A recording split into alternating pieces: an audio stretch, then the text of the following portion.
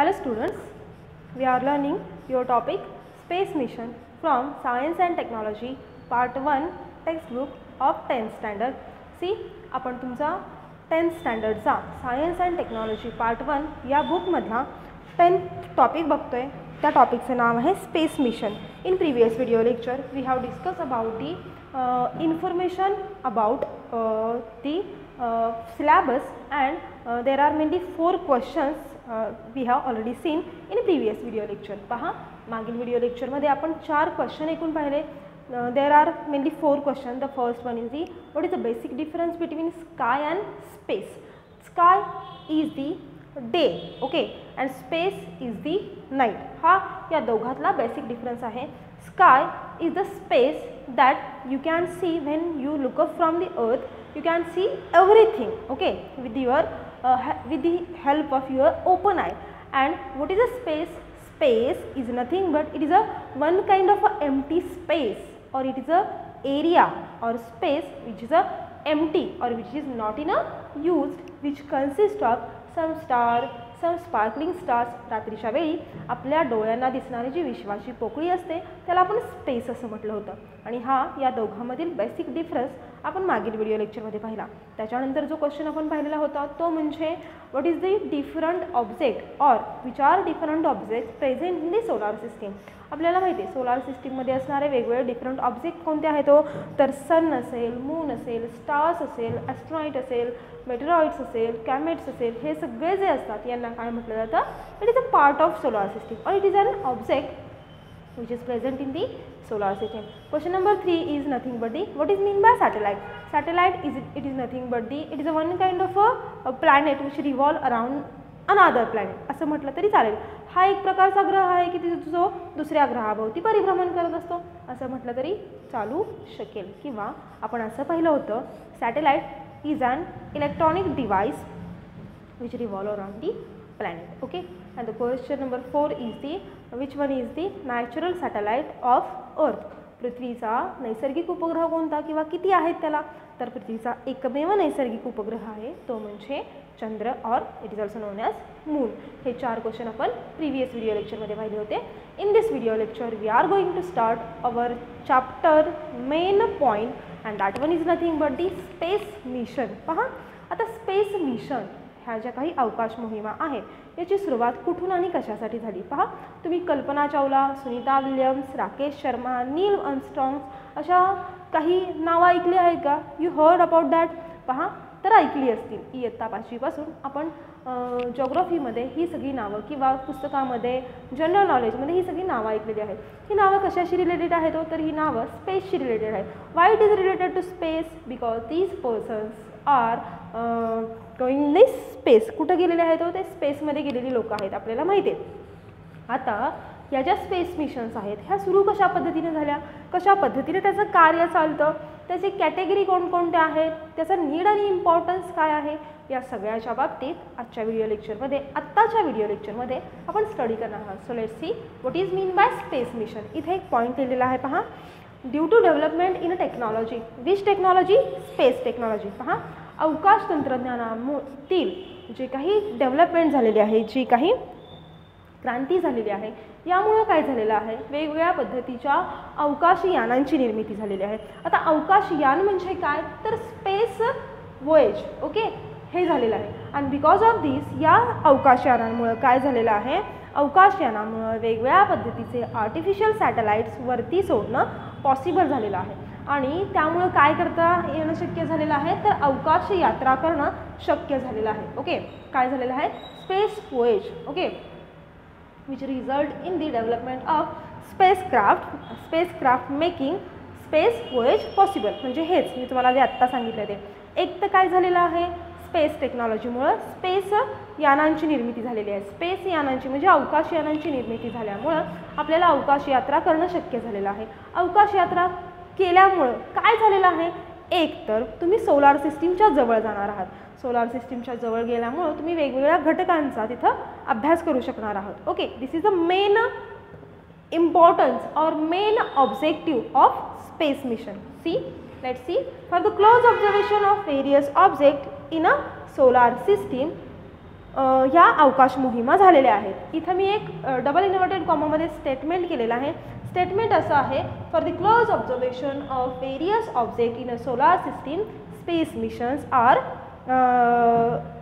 Developed. पहा, space mission अवकाश मोहिमा कशासाठी निर्माण झालेल्या आहे किंवा कशासाठी याची निर्मिती केलेली आहे, तर याच्यामुळे काय होतं, आपण सोलार सिस्टीममधले जे काही डिफरंट ऑब्जेक्ट आहेत, मग मून असेल, सन असेल, स्टार्स असतील, ॲस्ट्रॉनॉइट असेल, मेटोराइट्स असेल, या सगळ्यांचा खूप जवळून अभ्यास आपल्याला काय करता येतो with the help of this space mission. And this is the main importance objective of space mission. तुम्हाला विचारलं तर सांगता आलं पाहिजे, what is the main objective of space mission. Space मिशनचं मेन ऑब्जेक्टिव्ह किंवा मेन एम काय आहे, तर तुम्हाला ते सांगता आलं पाहिजे फॉर 1 मार्क. पहा, नंतर नेक्स्ट पॉईंट असा आहे की space mission classified into 2 categories. Space mission ह्या 2 कॅटेगरीजमध्ये क्लासिफाय केले गेले आहेत. कोणत्या 2 कॅटेगरीमध्ये, तर एक कॅटेगरीचे जे दी 1 टाईप ऑफ स्पेस मिशन याचं कार्य कशा पद्धतीने चालतं, आणि the second type of space mission याचं कार्य कशा पद्धतीने चालतं, याच्यावर बेस्ड याच्या 2 कॅटेगरीज केले गेलेले आहेत. एक स्पेस मिशन जे आहे हे कशासाठी कार्य करतं हे आता आपण पाहणार आहोत, आणि दुसरं कशासाठी कार्य करतं हे आपण पाहणार आहोत. See, the one type of space mission is used, or it is used for the purpose of the objective is to put the artificial satellite in orbit around the earth for research and various other applications. पहा, काय सांगितलेलं आहे, याचं main objective काय आहे, तर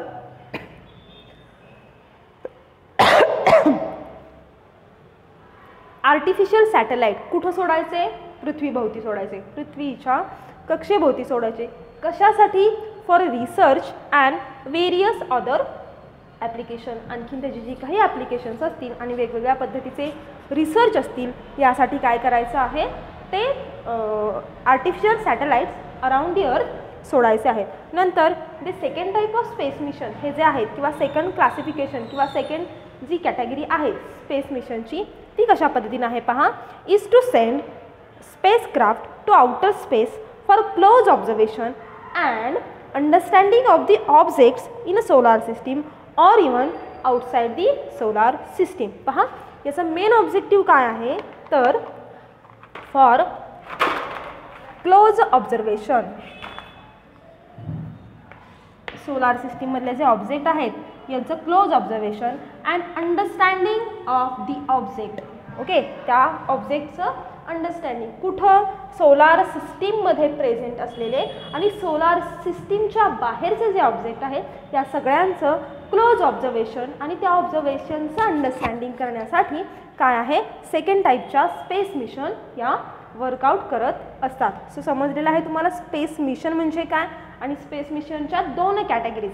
एका कॅटेगरीमध्ये काय केलं जातं, तर जे आर्टिफिशियल सॅटेलाइट आहेत ते पृथ्वीभोवती सोडले जातात आणि त्याचं काय केलं जातं, ते रिसर्चसाठी आणि जे काही आपल्या जीवनावश्यक किंवा जीवनोपयोगी गोष्टी आहेत याच्यासाठी याचा उपयोग केला जातो. तर सेकंड कशासाठी सोडले जातात स्पेसक्राफ्टमध्ये, तर for close observation and understanding of object which is present in the solar system or which is outer in the solar system. हे 2 काय आहेत, याच्या कॅटेगरीज आहेत.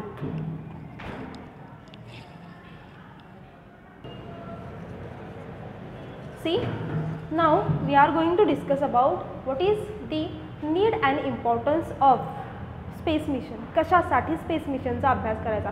पहा, due to space mission a world is become global village due to space mission. पहा, space मिशनमुळे काय झालेलं आहे, जर का आत्ताच्या काळामध्ये तुम्ही पाहाल तर जग हे काय झालेलं आहे, एक वैश्विक खेड झालं आहे.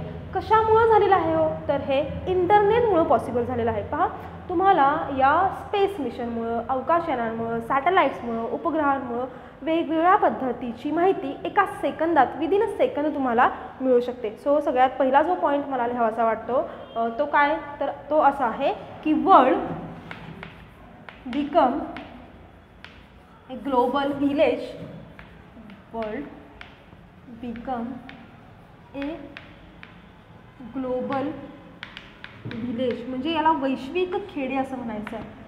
Due to space mission. पहा कशा पद्धतीनं, तर पहा आपल्याला सपोज आपण आत्ता वाईमध्ये आहोत आणि आपल्याला आत्ता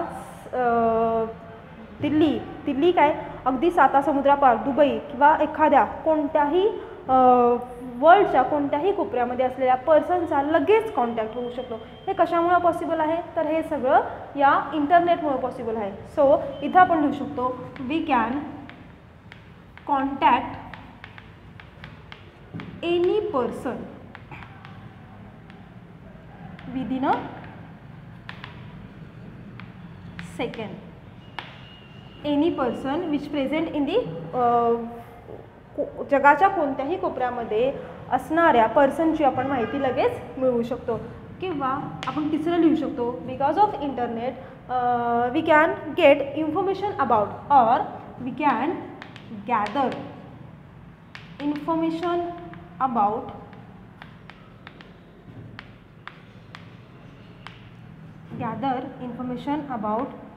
worldwide event sitting at home. Worldwide events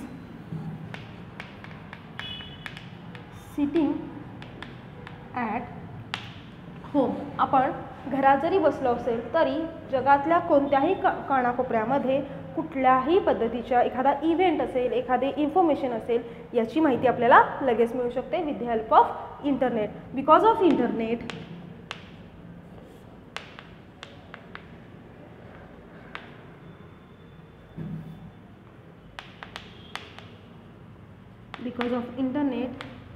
we got any information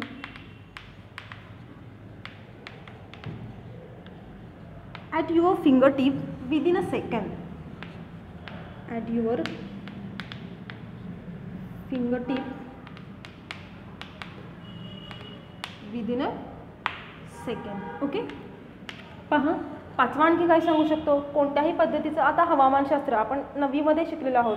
okay, त्याला काय म्हटला तो मेट्रोलॉजी डिपार्टमेंट. मेट्रोलॉजी डिपार्टमेंटमुळे काय होतं, तर आपल्याला कोणतेही जे काही नॅचरल डिझास्टर येणार असेल, एखादा पाऊस पडणार असेल, एखादं सायक्लोन येणार असेल, तर याच्याबद्दलची देखील माहिती आपल्याला काय होते आधीच समजते. आधी समजल्यामुळे आपण काय करू शकतो, प्रिकॉशन घेऊ शकतो. शाळेत जर का स्टुडंट्सना पाठवायचं असेल तर पॅरेंट्स काय करतात, पाठवत नाहीत, कारण की त्यांनी आधीच माहिती ऐकलेली असते कोणाकडून, मेट्रोलॉजी डिपार्टमेंटकडून. मग मेट्रोलॉजी डिपार्टमेंट कोणाच्या अंडर काम करतं, तर स्पेस मिशनच्या. It is a one kind of a satellite. Okay, याला काय म्हटलं तर वेदर सॅटेलाइट. वेदर सॅटेलाइटचं काम कोण पाहतं, तर मेट्रोलॉजी डिपार्टमेंट. सो आपण असं लिहू शकतो it has become possible to get advance alert. It has become possible to get advance alert about natural disaster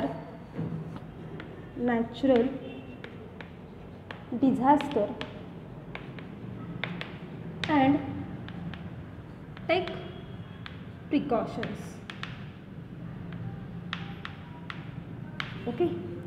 Number 6, it is also possible to get information about enemy during war. Okay, during war म्हणजे जेव्हा युद्ध चालू असेल तेव्हा समोरच्या शत्रू सैन्याची जी काही स्थिती आहे ही देखील आपल्याला याद्वारे समजू शकते. So during war it is possible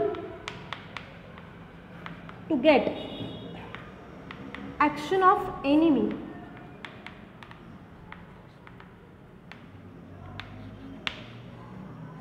okay. Number 7, अजून आपल्याला कशाची माहिती होती हो, तर it is possible to explore how much amount of mineral present in the earth. It is possible to explore minerals in the earth. एकूणच काय वेगवेगळ्या पद्धतीची आपल्याला काय होते हो याच्यामुळं माहिती मिळते. See These are the some points about need and importance of space mission. The first one is the world become a global village due to space mission. Space mission मुळे काय झालेलं आहे, वर्ल्ड हे एक वैश्विक खेड झालेलं आहे, एकमेकांना सगळे कनेक्ट झालेले आहेत. ओके. नंतर we can contact any person within a second. वर्ल्डच्या कोणत्याही कानाकोपऱ्यामध्ये असलेल्या पर्सनचा कॉन्टॅक्ट आपण लगेच करू शकतो. We can gather information about worldwide events sitting at a home. याची देखील आपल्याला माहिती मिळते. Because of internet we got any information at your fingertip within a second. It has become possible to get advance alert about the natural disaster and take precaution. ते metrology department असतं, weather satellite असतं, यामुळे काय होतं आपल्याला याची देखील माहिती समजते. ड्युरिंग वर्ल्ड वॉर, ओके, किंवा during war it is possible to get action of, it is possible to get or it is possible to gather information about what is the next action of enemy. And the last one, it is possible to explore minerals in the earth. So space mission, it is a basic need or it is a having importance in our daily life also. So समजलेलं आहे space mission म्हणजे काय, space मिशनला classify कोणत्या कॅटेगरीजमध्ये केलेलं आहे आणि what are the needs and importance of space mission हे देखील तुम्हाला समजलेलं असेल. पहा, एकूण 3 पॉईंट पाहिले आपण आजच्या व्हिडिओ लेक्चरमध्ये आणि which is very important one. हे तुम्हाला 2 मार्क्ससाठी विचारलं जाईल, हे देखील तुम्हाला 1 मार्क्सच्या क्वेश्चनसाठी विचारलं जाईल किंवा याच्यावरती एखादी शॉर्ट नोट देखील तुम्हाला विचारली जाईल. Now we will stop here. Will meet in the next video lecture. Thank you.